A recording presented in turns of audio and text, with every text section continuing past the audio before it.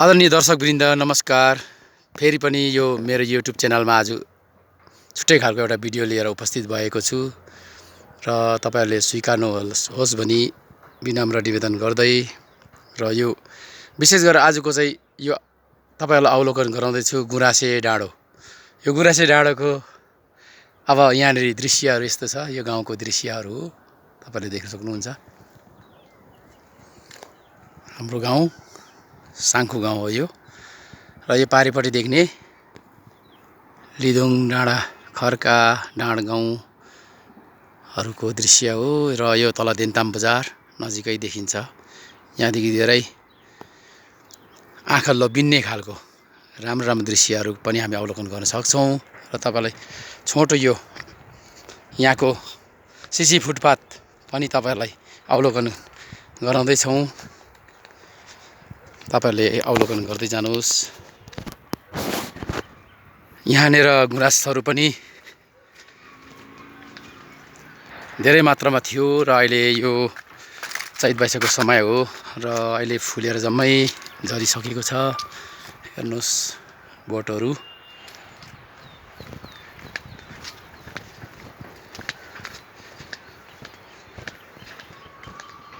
यो देखिने लुङथुङ तल सनसानो एउटा बजारै भइसकेको छ अहिले र यो देन्ताम टारको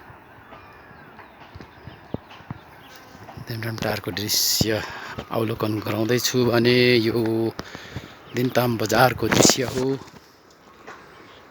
यहाँदेखि बिएसी हल्का देख्नु हुँदैछ र यो माथिको शिव मन्दिर मुक्रुङ यसरी नै तपाईहरुलाई अवलोकन गराउँदै जानेछौं। तपाईहरुले प्रतीक्षा साच्नुहोस्। यसरी यो पौधाहरु अहिले प्राय जस्तो झरिसकेको छैन, पचिसकेको छैन भने कोही ठाउँमा नाङ्गै भइसकेको छ। यो पनि अगुवा पछा हुँदो रहेछ। अब यहाँनिर भर्खर कोपिला लाग्दैछ, प्राय जस्तो पचिसक्यो। मजाले नै फुलेको छ। फुललाई अब बोट अनुसार पनि होला। यो कति अब गन्धहरु भएर प्राकृतिकलाई पनि आफ्नै हिसाबले रम्ने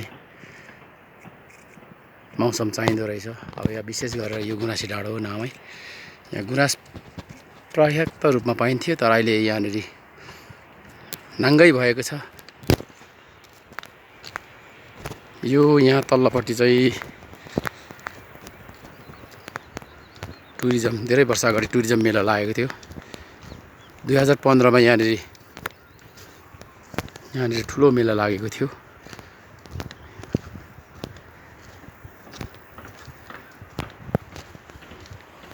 यहाँ बसेर बनभोजहरु खाने, कति रमाउने खेल्ने मित्रहरु आएर रमाइलो गरेर जान्छन्। यहाँ स्पट छ। यहाँनेरि यो माथि देखिने पल्लापाटा हो, साङ्खु गाउँ नै हो। यो नयाँ रोड भएर माथि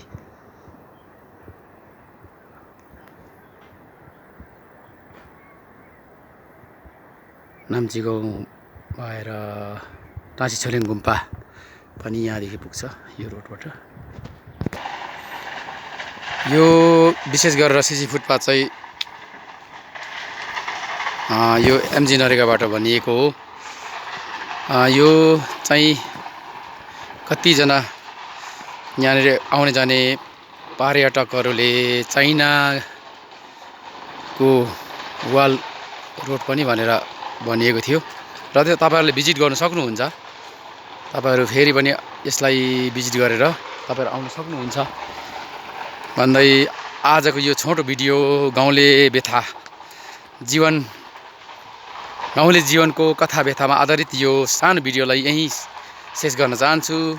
यो मेरो भिडियो मन परेमा तपाईहरुले सब्स्क्राइब गरेर लाइक कमेन्ट शेयर पनि गरिदिनुहोस् भनी अनुरोध गर्दै आज यतिमै यो भिडियोलाई अन्त गर्न चाहन्छु। फेरि भेटौँला। धन्यवाद।